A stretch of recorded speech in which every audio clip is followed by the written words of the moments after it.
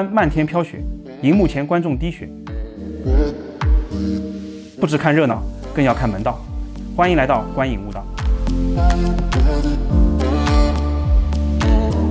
国庆假期第一天，我们几个天选打工人就按捺不住激动的心，冲向了全城最早的找场电影。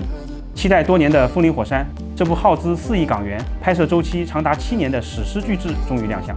但大家都被这部香港版《枪战小时代》给震撼了，不是被它的优秀震撼，而是被它那近乎行为艺术的故弄玄虚给惊呆了。艺术果然是有钱人的玩具。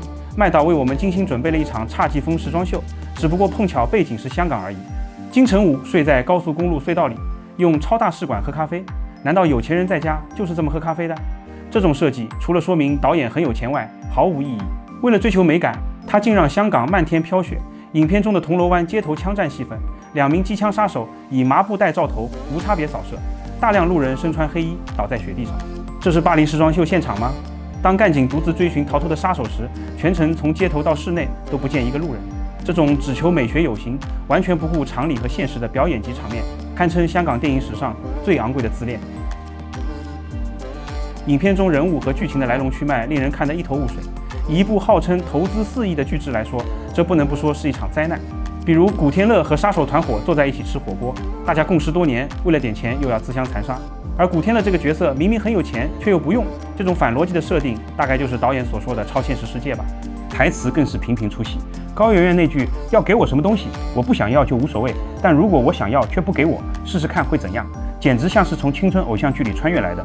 更绝的是，影片开头一句英文 light 刚说完，语音提示立刻变成李先生早上好，这中西合璧的突兀感，仿佛在提醒观众，请做好接下来2小时尴尬风暴的准备。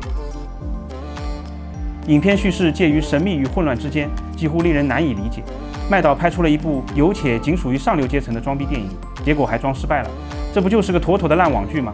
同场的小伙伴直言，说实话，不知道刚刚看了个啥，有些动作场面很酷，但故事情节很混乱，更有观众中途离场，这电影是有多难熬？UP主在现场连叹3口气，等到快结尾时，更是直接破防，从如坐针毡升级到插袋而立，是真的坐不住了，只能站着把罪受完。也许是导演原本的构想太过庞大，原版素材长达7小时，最终被剪成132分钟，但这不能成为电影支离破碎的借口。麦导用风林火山亲手证明了僵尸的成功和他自己没啥关系，上一部是运气，这一部才是实力。他大概以为自己是王家卫，第2部电影就要大制作、大投资、大明星，然后观众痛骂看不懂剧情，等10年后口碑再逆转。但很抱歉，王家卫只有一个。不得不说，风林火山这4个字气势的确不凡，出自《孙子兵法》，其疾如风，其徐如林，侵略如火，不动如山。短短4个字，是千年兵法智慧的浓缩，蕴含着节奏、策略与张力。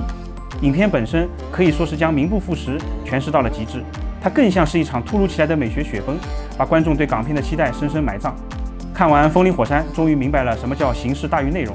它就是一场长达132分钟的麦浚龙个人美学展，附带一个谁也看不懂的故事情节。或许这部电影最适合的归宿不是电影院，而是美术馆。毕竟，谁会去美术馆要求看懂一个故事？本期风林火山吐槽完毕，欢迎关注、评论、转发，你的支持是我们持续努力的动力。